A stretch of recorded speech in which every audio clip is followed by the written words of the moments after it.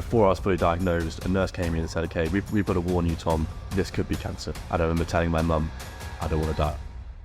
Two-time leukemia survivor, motivational speaker, world traveler, author of Candid with Cancer, the undeniable Thomas Ashley. Welcome to the prayer for it, my friend. Thank you so much. I'm glad to be here. Oh, what an introduction. That's the best I've ever had to this, so thank you. Yeah, I mean, are you kidding me? You could not be denied. But it's great to have you. You've traveled halfway, really across the world to be in New York, and I wish I could say that it was to come see me. Maybe part of it was. I think you definitely double that in there for sure. I think throw a spice to that. There's definitely a reason for the New York Marathon to do what I'm doing. For sure. So yeah, but come to see you is amazing. Awesome, man. Well, you're here, look, as you mentioned, for the marathon. Yeah. And I have to ask, what's it been like, man? You touched down in New York City, the Big Apple. What's your kind of 48-hour impression? My pockets aren't as deep as I thought they were. That's definitely the first one. You take a breath of fresh air, and there goes $5. Yeah, exactly. It is extortionate prices, but I'm very fortunate to have been to New York before, so I knew how amazing it was. But of course, to be here now on my own when I'm older, a different perspective on life is again incredible. It's a fantastic city. You can't deny it. Awesome, man. And seeing it, it definitely gets a typical sort of city that you see on the films, New York, when you said coming in from the train from JFK, seeing all the suburban areas. I know I'm going to run through all of them, but seeing the typical houses and then people playing basketball, football, and all this stuff. So no, it's an amazing city to come see. And it's different than where you're from, right? So where are you from? Because sometimes I forget. What's the name of the place you're from? Stratford-upon-Avon. Stratford-upon-Avon. And man, that sounds so lovely all the time. What's it like out there? Do you know what? It's one of those places. It is wonderful. It is fabulous. I take it for granted because I grew up there my whole life. And it's in England. Town I live in England, yeah, just south of Birmingham. It's where Shakespeare's from. If anyone knows their Shakespeare lore or anything. If anyone knows Shakespeare. quite key figure in life, I guess, especially in English language. But it's where he's from, and I take it for granted because I've grown up there. But when I go away and I go traveling and see different parts of the world, it's so easy to you remember actually oh, this place is amazing where I'm from. I'm so fortunate to be here until I'm back for about a week, 2 weeks, and I'm ready to go again. But it's gorgeous. And around the area as well, I'm so close to London, to Birmingham, Cotswolds, if you've heard of them, the rolling hills. I have. And so it's just a fabulous area. Awesome. And it feels like to me, it sounds like the pace of life is a little bit slower out there. I think so. I think it's hard to compare it. Like for me, if let's say you're going to compare New York to a pace of life, would be London. Like it is 24/7. New York's the city that never sleeps. Yeah. And London, especially now, is somewhat similar. You go to London, it is just constant doing things. But I'm out in the sticks a lot more, and then the pace of life, you can be busy. I've been very busy, but not to the point where I'm not sleeping, right? Or in the office on a Friday night till God knows what hour. For context, so Tom got in what would you get in, Thursday? Thursday, yeah. We were going to grab a beer last night, and he texted me at 9 or 10 o'clock. He's like, you want to get a beer? And I'm like, I wish I could, but I'm in the office. And it speaks to a broader thing, man, about New York City. I feel like everybody's hustling out here. I don't know if you noticed, but on every street corner, someone's trying to sell you something. You go through Times Square, people wearing costumes trying to get you to give them money. I got on the subway the other day. There was a guy that was on the subway who had clearly just stolen a swath of lipsticks from a local convenience store. And he's walking down the aisles. He's like, get your cosmetics here, cosmetics, great prices. I'm like, I can't even get on the subway and go home. I get what you mean. It is crazy. It is, I get it. A little bit different to England, I guess, or London. London's the one I'll compare it to. Because if you go to central London, let's say Piccadilly Circus, Leicester Square, you still get it, but still not as insane as here. Walking through Times Square, it's people with the Comedy Central signs, as people do this, people hop on, hop off buses. Yes. It's a little bit intense. But I think people hustle there. It's just, I think it's the way you hustle. People are hustling for different things. People are hustling the 9 to 5 because they want to climb the corporate ladder. People are hustling in different ways, different places and different things. So it just depends where you are. And I definitely feel like changing this day and age, but the city life, people are working the 9 to 5, so it is more hustle for sure for the 9 to 5 to climb up the corporate ladder compared to like I said, I'll hustle, but I'll do it in my own time. Yeah, right. Because it seems like that life isn't for you, right? Yeah. And I think you've come to that conclusion after some life experiences that have changed that viewpoint. Maybe this is a good place to jump in real quick. Look, as I mentioned in the beginning, you're a 2-time leukemia survivor. Can you talk about look, you were young and you get that diagnosis. What is that even like? One thing I always say when someone asks me about my diagnosis and leukemia and cancer and what it means is the one thing there isn't is a rule book. There's no matter how many people have gone through it, there's not one thing per one person they can write that can be like, oh, read this and you'll know everything about it. So to know what it's like, for me, just became the norm. What I was going through at the time was just normal. When I should have been in school, studying, living my life, becoming a teenager, being a nuisance, messing around, doing all that, I was in hospital, being ill. And I say the toughest part was all of it, to be honest. I can't just pinpoint one thing and say what it was like. It's, like I said, as a 15-year-old essential, no one should be told you have cancer. No one should be told you could die. No one should be signing their life away at any age, right? Let alone as a kid, as a teenager, just wanting to live their life, just wanting to go and see, just grow up a normal life, just following their brothers and sisters' footsteps, following their friends' footsteps. Go and do all the stuff you should be doing as a 15-year-old, learning, growing up, developing, going through puberty, right? All of this. So one thing I will always say with it though is I would never wish it on anyone. As evil as I could ever be or someone could be, it's one thing that I would never wish anyone to ever go through, because it is just, it's cruel. It's a horrible thing to go through physically, mentally, and the long-lasting effects physically and mentally as well. Let's say I'm happy now, I'm fulfilled, you could say I'm doing what I want to do, but to get to this point, it's been difficult. It's been difficult, more than difficult. It's taken a lot of mental health side of it to get to this point where I realized, okay, I need to do something. I'm going to do something bad, or I'm going to work on myself and make sure I live the life I have, live it for everyone else who hasn't made it. Be grateful for the life I've given, because I know what parents, mum and dad, brothers and sisters, auntie, uncles would do to have one last hug, one last kiss, one last I love you with their son or daughter, whoever it may be. Yeah. So it's about taking that, instead of using that as a negative, turn that into a positive. So everything I do, every step I take in this marathon isn't just for me, it's an amazing achievement, but it's for those people who haven't made it, to carry on their legacy, to know that they haven't died in vain, their life wasn't in vain, and we can carry this on and hopefully save more people's lives going forward. It's incredible, man. It's absolutely beautiful. You give me chills as you talk, because I can only imagine what it's like to be 14, right? And to be faced with the fact that you may not be alive for much longer. How do you, in those moments where, your friends are out playing football, hanging with friends, and you're forced to go through treatment, how do you even cope in those times? I think coping is the wrong word there. You don't cope. Okay. You just got to get through it. And that's what it is. And I'll be eternally grateful for my family and the support network I had around me. I remember hearing for the first time I might have cancer when I was 15. It was before I was fully diagnosed. A nurse came in and said, okay, we've got to warn you, Tom. We're going to tell you worst case scenario.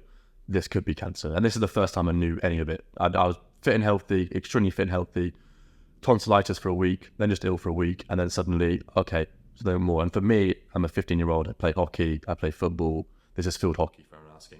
Yeah, because here in the States, we primarily have women's field hockey. Yeah. Not to take a comedic break, but do you have to wear a skirt in men's field hockey? No.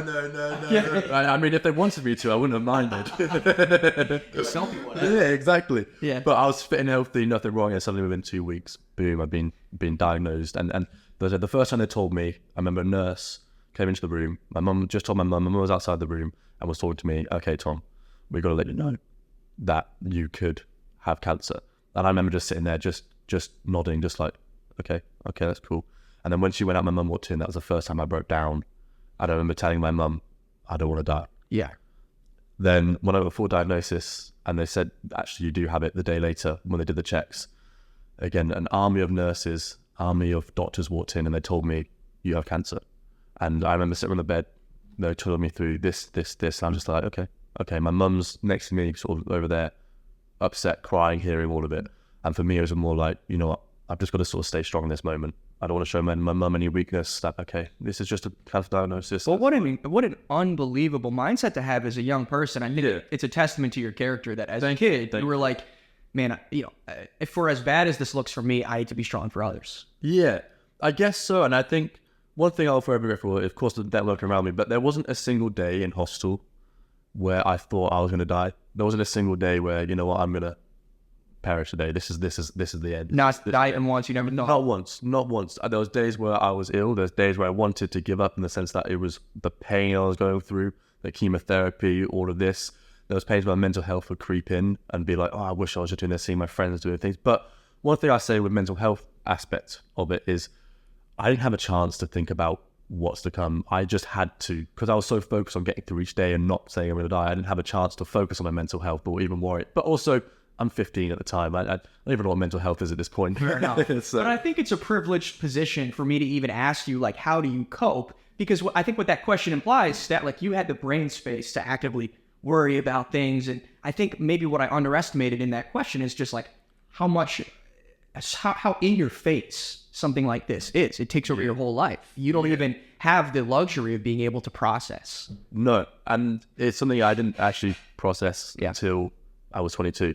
Yeah. Even after the first diagnosis, the second diagnosis, the stem cell transplant, I never knew the severity of it. Again, because just as I was talking with my, like, said when I was first diagnosed, it was just like, yeah, it's just, do you know what, it's a cancer diagnosis. What do you do? It's like, hey, we're going to get through it. Yeah, exactly. There's nothing else I can do. I can't give up, because if I give up, I'll die. So all I can do is get through it. All I can do is stay strong, get through each day, keep going through it. One thing I do remember, though, is after my first diagnosis, I always said I would much rather die than relapse because of how awful it was, how terrible. And it's not something I regret saying. I remember telling my mum. It's something that I wanted to say because it's how I felt. I didn't want to have to experience it again. I even struggle today to describe how awful it was. And I always, one of the things, unless you go through it yourself, you'll never know. Unless you're exactly in my shoes, you'll never know the pain that your body is going through, the continuous chemotherapy, the throwing up all the time, being sick, not being able to walk, from being able to run around for 60, 70 minutes to suddenly a disabled badger not be able to walk 15 meters unaided, not to be able to have a shower without sitting down and wanting to pass out. And all this, all of this is going on. I can't, again, how bad it was. And can I just ask you to have to live and know that nobody can ever understand what that was like for you? Does that bring you agita, knowing that nobody can ever know, or are you past that point? I'm very grateful to be past that point now, but for years of my life, that's what destroyed me. That you wish that people could understand? I wish people could understand. Yeah. And the reason I wish people could understand is because I didn't understand. So when I would talk about it, when I would say it out loud, I would get confused in my own head, and then trying to tell someone else would be like, I don't understand this, so how are you going to understand it? So what's the point of me talking about it?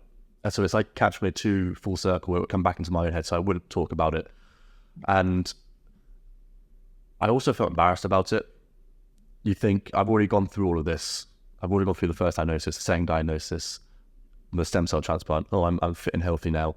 I don't have anything else. I don't want to burden people anymore. And so all these things, the depression, the anxiety that I did have afterwards, and the PTSD, the main one, survivor's guilt, are all hidden illnesses in the sense that, why am I having these thoughts? Like, what's going on? I've already been through the worst. Why I should be normal. I should be living my life now, going and making the most of it. But why does this keep coming back? Why is this, even every time I try to get rid of it, try and run away from it, is one thing I like to say a lot. And I write about, when I try and run away, why does it keep catching up with me? And then why is it worse? And then again and again and again. And that's something I really struggled with understanding it. I always had this thing. It's hard to know because I didn't know what I was like before as a 15. I'm a teenager. I'm still growing up. Of course. So it was always like, what would I be like before? If I never had cancer, if I never had this, what would I be like? And I had those thoughts. And would I be able to talk to people better? Would I be able to explain things better? Would I have just gone to university, gone to a degree, then just be working and blah, blah, blah. But one thing that I always struggled was just speaking about it because I didn't know it myself. But I finally got over that hurdle where now, like, you know, I've written it down. I've done the blog, and that really helps me. But also, I can talk about it now. I'm not afraid to talk about it. And if people can't understand it, at least they can make sense of it. I said they'll never know. They'll never know unless you truly go through it yourself. But you can make people make sense of it, and they can have that, whether it's a surface level, oh, that's terrible, or if they do have a genuine interest and want to go deeper. That I've realized one thing I've learned is if people have a genuine interest, they'll make time for you. If not, that's right. Yeah, and then what I would, yeah. Well, look, one thing you noted, but before I cut you off, you did say, one thing you said is you'd rather be dead than relapse. Yeah. And you did relapse. Yeah. And you beat that shit again. Thank you. But I don't want to underplay how horrific that must have been for you. And I am just curious, the second time around, you must have been devastated. It was worse than the first time. Yeah. 100%. The first time, you didn't know what you're going in for. You've suddenly, first time, I was from finding out I could have it on a Monday, being to go to hospital on Tuesday to get the day, and then rush over to another hospital. By the Saturday morning, I've started my chemotherapy. Everything changes in a week. The second time, like I said, I would much rather be dead than get it again, because I just knew what I'd have to go through. Yeah. And no matter how much you go through, no one can prepare you for that. And that's why I say this marathon's going to be easy, because I've already been through it. Let's stop for a second and let's talk about how you train for this marathon. Right? And by the way, I wish I could talk to you for infinity, because I think you're so unbelievably wise, and the mindset you've adopted after this is incredible. And you apply it to everything in your life. But one of the things, I meet you down in the lobby. I'm asking you how you've been training. You say the farthest you've run is a 10K, which is about 5 or 6 miles. And for those that don't know, a marathon is 26. How have you been training for this marathon? And why are you confident that you'll be able to complete it, given the fact that, some people have run 1,000 miles in preparation? Yeah. For me, I was traveling, I was in Southeast Asia, so I gave myself 12 weeks to train. I'm quite fit. I've been to the gym for 2 years. You look tremendous. Thank you so much. Thank you. That means a lot. Now say it back to me. Give me the affirmation. Come on. So I was quite fit, so I'll give myself. I also knew for myself, if I was going to give myself 20 weeks, I'd probably end up getting bored of just constantly training. I want to go and do stuff in bored. Exactly. Yeah. Well, I'd much rather do that than what I ended up doing, but but after 2 weeks, after doing sort of 3-4 runs a week, just 5Ks, 6, 7, 8Ks, up to I think 9K, and then hill sprints and things, part of my training plan, my left knee, nothing serious, it's just my meniscus and my left knee went, and when I was an 8-week injury. So 2 weeks of running, then 8 weeks off. And so the only thing I could do to train to at least give me some stamina was my cardiovascular system through cycling. Yes. So I spent countless hours cycling on a bike in a room on my own, iPad on, watching some TV, or just singing some songs, banging on some songs just to pump me up and go through, keeping my heart rate high and stuff. So how many hours a day? What's your longest session? For cycling, I think it was 4 hours. Okay. And on a spin bike, sitting there. But I'd go do that 2-3 times a week, and then I'd do maybe 4 times a week, depends. I'd have some HIIT ones in there, so I do an hour session anaerobic to compensate for not doing the hill sprints and stuff, and then some threshold training, all different types of ones. But then I would throw in some strength training as well, so nothing with weights and stuff, just calisthenics, so pull-ups, sit-ups, push-ups, all of this. But I couldn't tell you how many hours I spent in that room just cycling and then things. But I think the reason I'm so confident that I'll do it is I managed to get a 10K in the other day, an hour and 5 minutes, so 6.3 miles, and felt really good afterwards. And by the way, and that's a great pace. You're moving, you're braced, right? Exactly. And for me, I know your legs can give up at some point. I know I've got a cardiovascular, but I think the main one is just mentality. Well, that's what I wanted to get to. Separate aside from the fitness aspect of this, why are you confident that this is no problem? I just think for me, I know I discussed it recently, is why I'm doing it for myself, of course, but also the legacy of other people, and then doing it in honor of the people around here today. But also, what's a bit of pain for 4 hours? What's a bit of things? You've been through way worse. Exactly. I can do 4 hours of pain, 5 hours of pain, and that'll be. I'm sure my knee's going to give up on me, but I'll just run through it. Yep. I'll be fine. But yeah, just the mentality. I'm not nervous. I'm not scared. I'm here for a good time. I'm here to live my life. I'm here to have fun. Yeah. I said I was out drinking last night. Unbelievable. Yeah. But yeah, I think at the end of the day, we're all here to have a good time. I'm not going to win the marathon at the end of the day. I'll give it a good go. Hey, you never know. Imagine that. I turn the TV on. It's like this man from the UK, Thomas Ashley, seems to be in front of the candidates. Just gliding past. But no, I think I just have this thing. I know if my legs are hurting, I'll just find that second wind extra to be like, yeah, who cares? Dude, you've probably found 7th, 8th, 9th, 10th gears in your life where you can find the second gear. Exactly. And I think I'll be the one on mile 20 when everyone's struggling. I'll be singing, 100%. I'll be cheering, I'll be going and shaking everyone's hand in the crowd, doing all of this, having fun. And if I'm very big, if I see someone else down, I'll go pick them up. I'll go cheer them on, go motivate them, go make sure that you can get through this and things like that. I just know.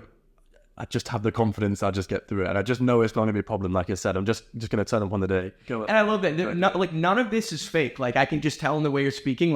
You are not nervous whatsoever. There's not one bit of nerves. And in fact, I think it's all excitement. I'm so excited to do it. For me, it's one of those positions that I never thought I'd be running a marathon, let alone the New York Marathon. If you asked me when I was 15 or 17, or even a couple of years later with mental health, that I'd ever do a marathon, I'd be like, no. You'd be like, hell no. Hell no. Yeah. So to be in this position and to be in a fortunate position where I can come and run the marathon, and everyone says the greatest marathon you could probably run. And maybe even win it. Yeah, exactly. Like, why wouldn't you be excited? There's no point getting stressed out about it.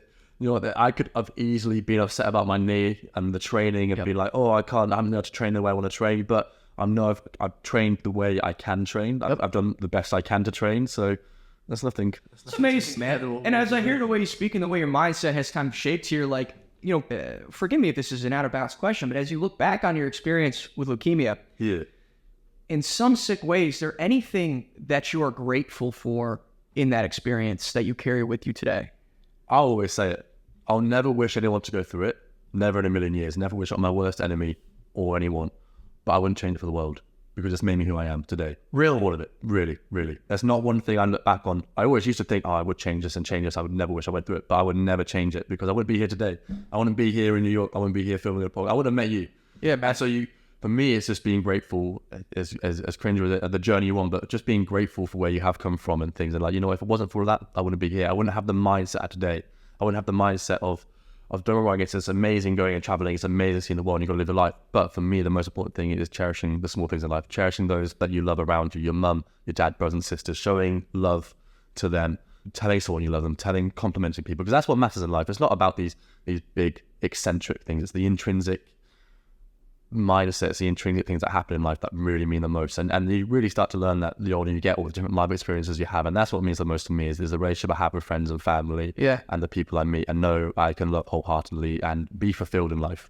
No matter what I do, I'll find that there's going to be hard times, there's going to be good times, there's going to be times you're going to lose your mum and dad, they're going to die one day. You're going to get married one day or whatever it may be, have a child, be to it. But to know that when those times do come, you are on a level, you are fulfilled no matter what, knowing that, let's say my mum and dad passed away or one of them did pass away one day, or a brother and sister or a friend that I know and they know that I love them to the nth degree and I showed that in every way possible. And that's what matters to me. That's what gives me fulfillment and that's what brings me joy. No matter, I see the whole world, but that's just a side quest. That's just things on the side when this is what really matters. It's amazing, man, because, you know, look, there are, and I'm not saying anything bad about, let's say, you know, the circuit of motivational speakers that are around today and, you know, people that are into self-help. And I think there's a few well-known ones that I won't name and they've been through things, don't get me wrong. But I think, you know, it's so inspiring to sit across from you who really has been faced with insurmountable odds, has overcome them, but now has such a positive outlook and can say with full certainty that, like, look, it is about the little things. Yeah. Like, this is not a facade. This is not meant to, I don't know, there is no commercial aspect of this for you. You are just saying, look, I've seen the worst, and I have a perspective on this that is very simple. Like, it is about cherishing the ones you love, finding joy in the small moments. I need to do a better job at that. I get caught up in my life a lot of times, and I have not been through anything nearly as bad as what you have, but, like, you know, I find myself sometimes ungrateful, right? Yeah. When I'm at my desk or when I'm bored, I'm like, man, this sucks. I'm miserable. But, like, I could do a much better job at that. Yeah. I really could. I really think I'll say on that is one of the things that I always say as well is, you can't compare yourself to me with what you've been through, because at the end of the day, my worst is my worst, fair. Your worst is your worst, but they're on a level playing field because you don't know any different and I don't know any different. So you can say all that, but it's impossible to compare because, again, this became my normal. My normal is this and your normal is that. And I think to be self-aware, though, and to realize, you know, I can be more grateful is not the first step, is the second or third step to realize that, and then you do act upon it and you do it, and I think that's a difference. And I would personally say the way you come across and all the conversations we've had over the past year, from when I first met you, reached out on YouTube. Maybe it's worth it to tell the story quickly, how we first met. We both pretty much started YouTube at the same time. We did. Posting videos. I started posting some gym videos first and just getting out there. And I started posting some, I would say, like, you know, kind of authentic self-help content that I no longer create, but somehow we found each other. I think it just both came up on our For You page. Yeah. Like 20 views each. Yeah, right. And Mike started commenting on my YouTube videos, and then I was like, oh, okay, guys, some sound. Yep. Decided to reach out to him and say, oh, I'd love to meet you. Thanks for commenting. Like, we should have a call sometime. And literally from there, we ended up having a call every Sunday. I think we've had probably 30 calls. Yeah. We had a little break because I was traveling and you were busy, but then look where we are now. We've ended up back here. It's unbelievable, man. But like I said, going back to that, so that's how we met. That's how we came across. And I think that is testament to who you are as a person, to realizing this is the step and you do act upon it. and the way. I think there's so many people who are either blindsided and don't see it and don't want to, and they're not even blindsided, don't want to admit it. And that's something I've done before. You don't want to face the truth. Yeah. And things, but no, you are a person, and the way you talk, the way you handle yourself, and everything going on in your life. I greatly appreciate you saying that, man. No, you're welcome. And I want to take the time here to say, you said, look, it's important to cherish those you love and tell them you love them. I love you, man. I really look up to you, and I view you as a source of strength. And I'm not just saying that. I don't know if I know anybody that's been through more than what you have. You know, paired with the fact that you, especially today, everybody can see you have such a lust for life. Thank you so and much. It's infectious, so I really do. Thank you so much. I love you too, Mike. Thanks, brother. This has been amazing. So I got to ask you, man, as you now carry this mindset with you, generally in your life. So we've got, look, I've got my own things going on one hand, but to some degree, I have chosen the kind of career, stick to it, 9 to 5, climb the corporate ladder. You have a different approach. Yeah. What has informed that approach, and what is it now, given that, you've dealt with these things and now you kind of want to move forwards on your own terms? Yeah. I think for ages, I never knew before any of my diagnosis what I wanted to do in my life. Anyway, yeah, there was never a clear path. I want to go do this, go do this. It was all just go with school, just sort of fall into maybe university and then fall into see what happens. And that's what I did. But there's nothing wrong with that. Right. I know I know people love that and friends. There's nothing. The way you choose to live your life and do it is there's nothing wrong. There is no rule books. There's no one to tell you that's wrong or right, because there isn't. You've got to live the life you want to live. But for me, after going through everything I've been through, I just realized that these different things I didn't necessarily know at the time, but I couldn't figure it out at first. I didn't want to go and do this. I didn't want to go do this, but I didn't know why at the time. I didn't have the understanding until I sort of realized that I had this lust for life, and I realized actually like there's so much more to life than just doing things that people want you to do. I want to go and do the things I want to do, and still for ages, I even maybe last year before I started YouTube and putting myself out there doing my blog and the speaking and doing all this, I still was like, maybe I should just go get a 9 to 5 job. Maybe I should just go and do this and settle down and just so you know what. And that's safe. That's the safe. And that's a safe option, and people love that option. People, they said it. For some people, what's rewarding for them is let's go get this job. Let's have a family and my kids, and that's all I need, and that's all they want. And I guess I sort of have some outlook just doing it in a different way. Yeah. But I realized instead of sort of going after a career, instead of being like, I'm going to go get this job and climb this bit and go to, because I want to be a CEO or do this or whatever it may be, I sort of found this purpose instead, this purpose of, if I can inspire someone, if I can empower someone, if I can teach one person not to give up and save one person's life, that's mission accomplished. No matter what money I earn in life, no matter what else happens in life, that's what's life about, surely. If I can just save one person's life, help one person, that's mission accomplished, because that is the most rewarding, fulfilling thing I could ever do. And from there, what I decided is actually everything I do, whether it's the public speaking, the motivational speaking, the YouTube, writing my blog, working with charities, working with Cure Leukemia charity I work with, all of this, traveling the world, all of them have a purpose that they can all inspire someone in a different way. Yes. Whether they've been through what I've been through something else, mental health, or just a small thing. They just want someone to kick them up the arse and then tell them, hey, whatever it may be. And I realized, if I follow those routes instead, it's all things I enjoy, all has the same purpose. And one day, I know if I keep working on it, it will lead to a place where they'll pay for itself. But intrinsically, the reward is so much more fulfilling than anything I could ever do, rather than sitting behind a desk and doing things. And that's where it came from for me. That's where this mindset came from, that I'm going to go do what I want to do. And at the end of the day, I'll hopefully make that pay and do it. But just the reward from that itself is the most fulfilling thing. And having that purpose of chasing career just really sort of like, okay, let's go do this and see what happens, see where it takes me. And then here I am now. If you told me a year ago I'd be doing a podcast with you, talking to you in your house, your apartment, I wouldn't have believed it. If I was doing them a year ago doing the marathon, the people I've met along the way, you wouldn't believe it. Being in Asia, traveling, I just would never have done it. So it just took that thing to go do it, and I love it. I just wouldn't change it. What I love is that it feels like some people I think lead with the outcome, right? Like they are like, look, I want to make this much money. Let me reverse engineer how I get there. Yeah. I feel like you set your intentions first and say, I trust that the outcome will arrive. Exactly. Right? Whatever that outcome is for you will come, so long as, you pursue your authentic existence. Exactly. And I feel like, it's a scary place to be when you are sort of walking blindly into a leap of faith, like me with this podcast, right? Yeah. It's scary. I just keep putting one foot in front of the other, but I genuinely trust and believe that if I keep doing it, then it's going to lead to the life that I really ultimately want to have. Enjoy it as well. And I do enjoy it. typical thing of saying, the typical saying you've had before, it is genuinely about the journey, not the destination. And people say it's cliche, but I think it's true. True, because you can get to the destination, but then what's next? Right. You got to enjoy the journey, because that could be a huge, that could be 10 years of your life. And if you just skip that 10 years of life to get to the destination, that's 10 years of your life where you could have done so much more, so many memories, so many things that you've missed out on because you're too focused on one thing. Yes. You've got to enjoy every day. You've got to wake up every day and be like, I'm going to enjoy the day. You get bad days, don't get me wrong, everyone has bad days. I still have bad days, but you just got to be grateful. I say yes to everything, because it's like, why not? What else have I got to lose? Why wouldn't I go and do this? Why wouldn't, if it's just going to the pub with friends, I'll be like, yeah, why wouldn't I do it on a random Tuesday? I love that. Like, just because you just never know. You've got to go and live a life. What's the point of sitting at home just watching TV? Because it's like, oh, may as well, like, I'm just going to sit at home and watch TV anyway. Yeah. And so you've got to enjoy every day and take it, because you don't know. You can't change the past. The past happened. You can't change it. The future, you don't know what's going to happen. So what's going to be worrying about the future? You just don't know. So all you can do is be present, because that is all you can. It's really all you have. That's all you have at the moment. So enjoy who you have around you, what you're doing, and where you're going. And like things like this, you could easily be like, I'm just doing this podcast until we go to this point, but you're enjoying having every conversation with everyone you meet on the podcast. And that's the difference. You're enjoying it. You're wanting to do it. And that's what makes it amazing. You'll take that mindset. And it's amazing, like, on that note, like, this is such a treat for me. Like, it is nice that people watch, and I'm so grateful, but, you know, it's amazing for me to be able to have these conversations and to have taken a leap of faith to where I can meet somebody like you. And I think, you know, you mentioned that, look, it can't just be about the destination, because there's always a future destination, right? And it's always like, look, once you climb that mountain, you think you're going to be happy, and then there's another mountain and another mountain.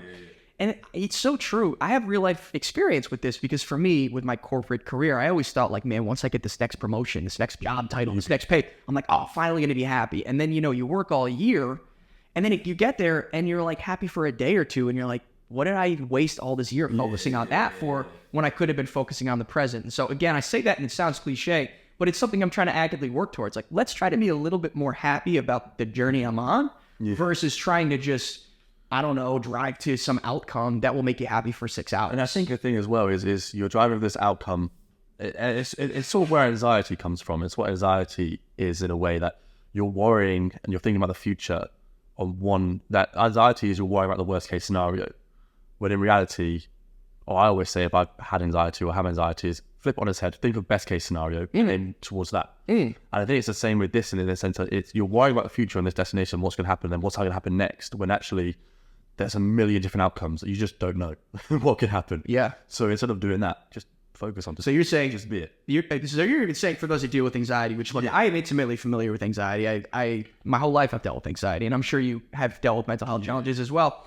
That's an interesting strategy. Instead of worrying about the worst, assume and hope that it's, you know, oh my gosh, what if this is too good? Exactly. I always say, just flip it on, and it's easier said than done, don't get wrong, but flip on its head. Think of best case scenario. Think of the best thing that could happen if you go and do this, and then just go after that. And then just try it. And there's an additional step, I think, which is, don't just think about it, but go chase it. Go do it. Yeah. Go actively seek it. But then also, at the end of the day, you flip on its head. At the end of the day, being realistic, none of those scenarios you thought of are going to happen anyway. So it's like, and that's what anxiety is. So if you can flip on its head and think of the best case scenario, it's actually like, hang on a second, and things I know, and then even just the small things like go and talk to that girl, and like you saw that girl and you're worried like, oh, if I go and tell her she looks like beautiful, or if I go to tell her like this and she's going to reject me. At the end of the day, think of best case scenario. 100% is you meet this gorgeous girl and you never know where it could lead. A happy relationship, whatever it may be. Worst case scenario, she says no. One bit of rejection, move on. Who cares? Right? You've lost nothing. You've lost nothing, but you could gain everything. I love that in the world. And that's just, if you can look at that one analogy and take that analogy into other ones, you can add it to every single outlook. It kind of ties back to you saying yes to everything. Yeah. Right? I feel like you're not only saying yes to like plans, but you're just saying yes to life. Yeah. And look, this is an interesting tie-in to your YouTube channel and kind of how you transition, because you've been traveling a lot lately. You've been saying yes to life in a major way. You've taken quite a leap of faith. You've been solo traveling. Talk a bit about that, man. What's it like to be traveling the world, at times by yourself, at times with your cousin, but just like getting out there? Amazing. It is. I always say it's a bit like Catch-22, or it has been for me. It's like, I've always wanted to do it, but I've been way too scared to go, and I haven't wanted to go solo and do it. But then, until you go solo and do it, you realize how amazing it is to want to do more solo. But to get to that point, you've got to go solo, but you're too scared to go. So it's sort of like this Catch-22 where it's like... Was there a moment that kicked you like, all right, I'm finally doing this? It was... I did a few throughout the year. So I went to Italy on my own a little bit and was nervous and scared a little bit like this. Then I finally went, okay, let's go to Tenerife on my own, and did that, and then got my own car and drove around. It was like, yeah, this is amazing. Like being out on your own, seeing this place, driving around this fabulous island on my own, amazing. And then the big one, well, we went to Krakow as well and met some amazing people there. And then the big one was like, okay, I've done these little small ones, but I'm ready to go further afield. I want to go do some more. And You went big. I went big. I had a little bit of spare time, a little bit of money saved up where I knew I was doing the marathon, but I also had didn't want to train for 5-6 months. So I had 3 months to just go and just decided, you know what, I'm just going to do it. Just book that flight to Thailand, to Bangkok.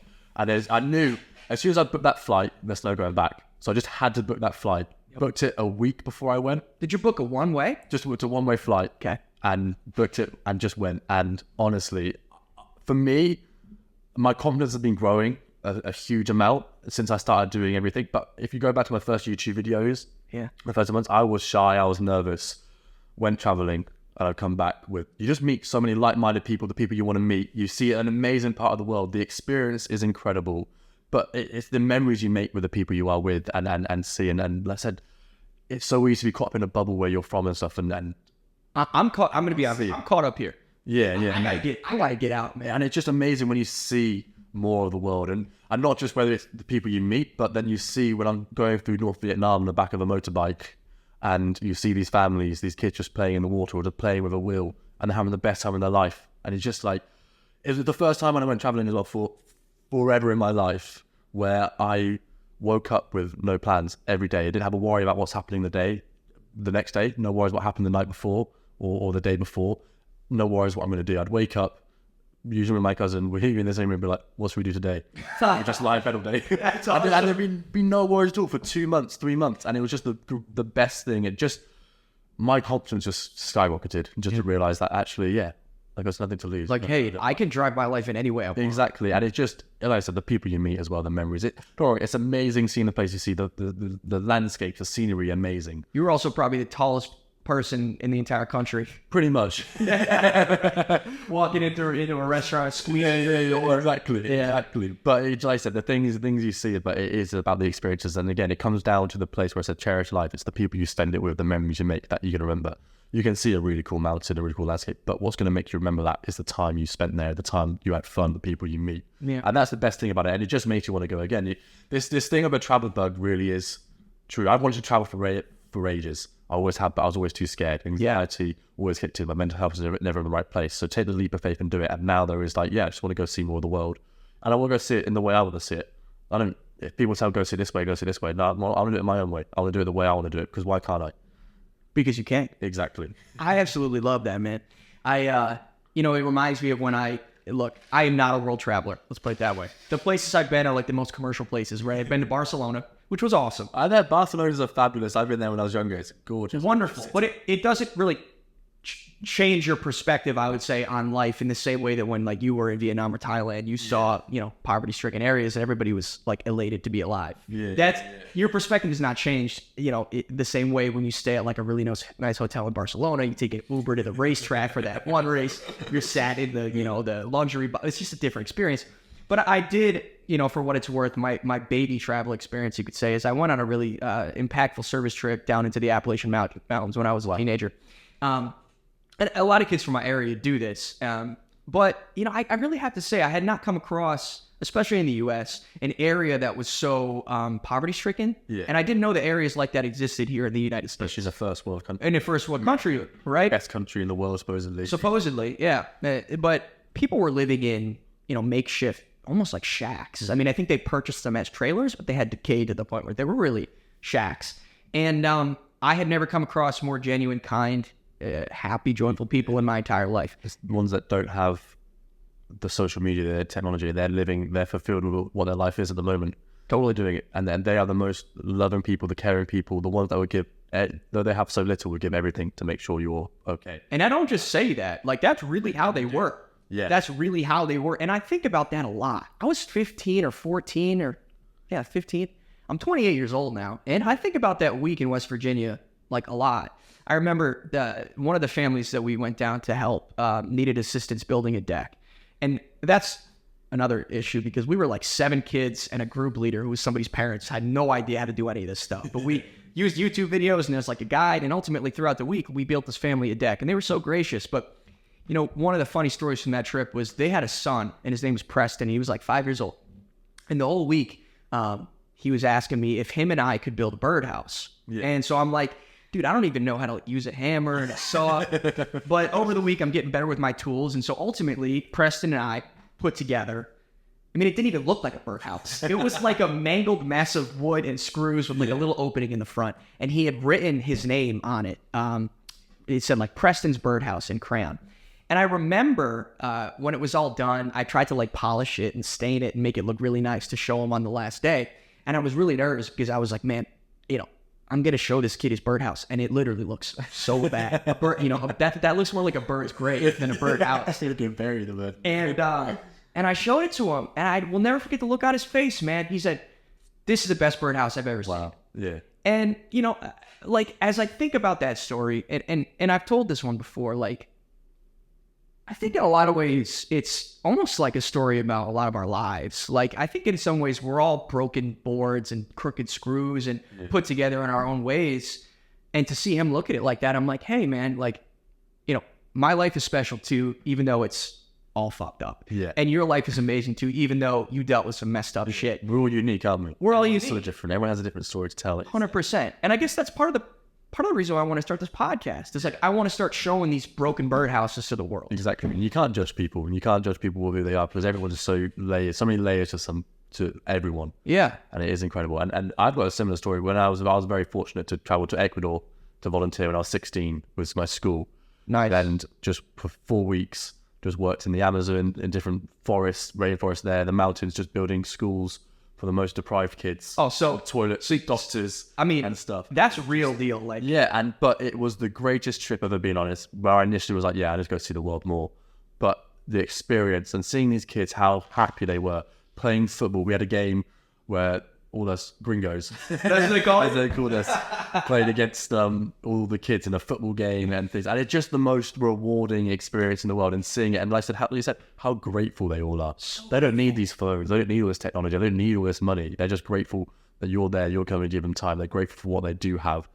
And it was just the most rewarding thing. And just being there as well, playing with the kids, and they come up to you. They're so excited to see you each morning, and they try and help you out when you're working. And I got pictures of me with wheelbarrows full of kids pushing around the school and stuff. And that's where my initial bug came from to go travel, but I just realized that, yeah, there is so much out in this world and to go see, and how amazing it is. Like, these people are so little are the most fulfilled people you'll ever meet in the world. Completely. And again, I'll out myself. I've probably lost some of that presence and gratitude along the way as I've shifted my focus to like my career and just like conversations like these are reminding me how important it is to not lose that mindset that I had at the time and to continue to cultivate presence, because, you know, I think it's easy to get caught up in daily life. And for as much as I'd love to say that I'm like this present, you know, righteous person, I'm not. I'm flawed. Yeah. You know, on some days, I'm miserable. Right? I do it as well. I still this, but I know, and I'll happily admit it, I still get caught up. I still get my flaws. I still get caught up in daily life. Yeah.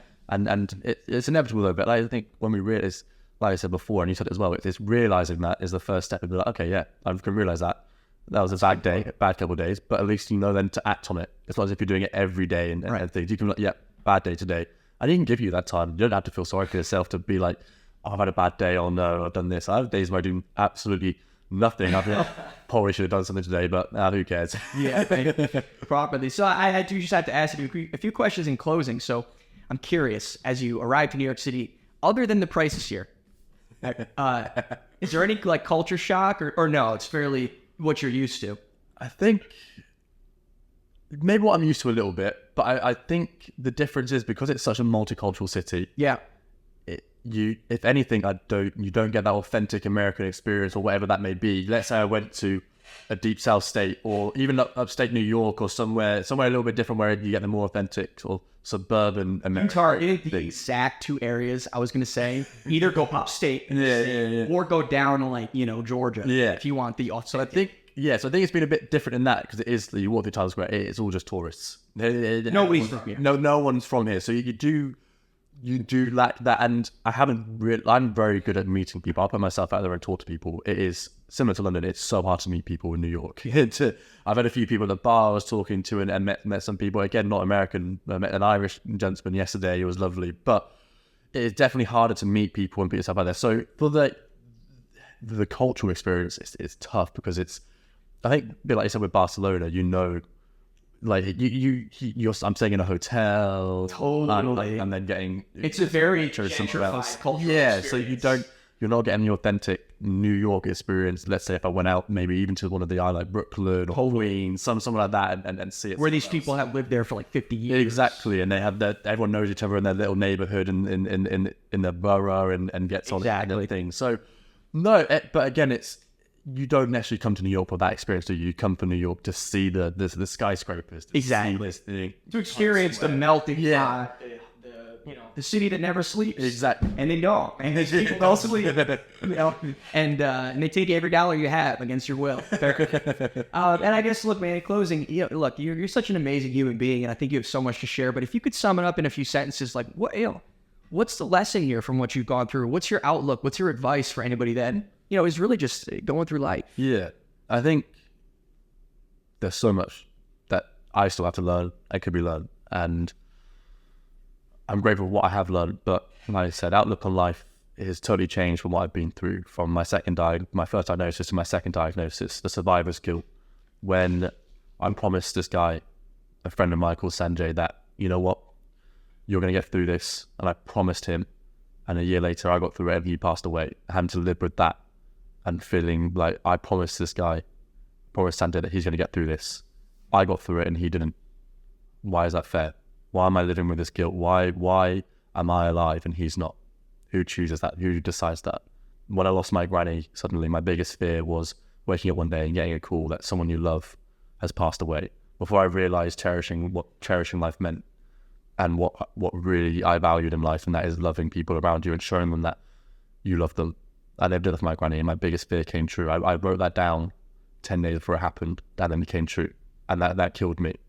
So for me, as my sort of biggest thing to take away, I guess, or what I learned the most is, and I've said it already, but just really cherish life. Really make the most of it. Really, really value what you do have around you. Instead of just constantly chasing and thinking you want the next thing and whatever it is, really appreciate what you have in front of you. Really make the most of it, physically and mentally, whether that's going to the gym for your body, whether that's looking after your mental health, whether that is relationships, wherever there's that person, that girl that you really do like, and you know what, you really love her, go and show her. Go and appreciate them. Go and tell your mum and dad you love them. Go and give them a hug. Tell your brothers and sisters. If your friends say, let's go do this thing, instead of being like, I can't bother because I'm blah, blah, go and do it. Go and have fun. Because that's what is important in life. You got to make the most of life. And it's something I always say in my friends group, but you can always earn money, but you can never buy back time. That's one thing I always say, because you can. I'd much rather, and one thing I always, let's say I'm going to die at 30, 35, and you never know, it could happen. That's life. It could happen to anyone. What would you rather have? £1 million in the bank or 1 million life experiences? Because you come in the world with nothing and you leave with nothing. So what's the point taking £1 million with you to the grave? You'd much rather take 1 million life experiences and know that everyone around you loved you and you loved them. Well, I feel like you're saying this directly to me, honestly, because I get caught up a lot. Yeah. And I need this. I need to hear this because I'm somebody that's actively trying to be more present and not take for granted the incredible things I have. My incredible girlfriend, friendships like this one, this beautiful place we're sat in right now. And it's hard when sometimes you're chasing and chasing and chasing. And I'm a victim of the chase. But I deeply appreciate our friendship because you remind me that it's not about the chase. Yeah. It's about the journey. And so for that reason, I just want to thank you so much for coming on. No, thank you. It's been an absolute pleasure. I can't wait to watch you run the race tomorrow. Hopefully you're not in shambles by mile 20. I might be in the wheelbarrow. I'll really exactly. But no, thank you so much for having me. I mean, I'd love to come back anytime. I could talk for England. I could talk forever. I got so much. If more about the cancer diagnosis, more about what I've been through, more about mental health, more about anything, I'd always be more than welcome to come talk to you, talk about it. And if anyone who wants to know, just let us know. 100%. And for what it's worth, do you want to quickly put your social medias or anything you want to reference at the end? I guess, yeah, just Thomas Ashley. So Instagram, Thomas Ashley, YouTube, Thomas Ashley. It should just come up. Like I said, depends what you're in for. There's all types of stuff. My blog, Candid with Cancer, if you're more interested in about the cancer diagnosis and what I went through. But You've written extensively. I've written extensively. I mean, like, again, each year, each day that goes by, there's more I could write. Maybe I'll start writing again one day. But it's all out there. I'll put it somewhere. You'll find it. You'll find it. So yeah. But no, thank you so much for having me. This has been amazing. Thanks, brother. Hopefully do this again Very soon. very, very soon.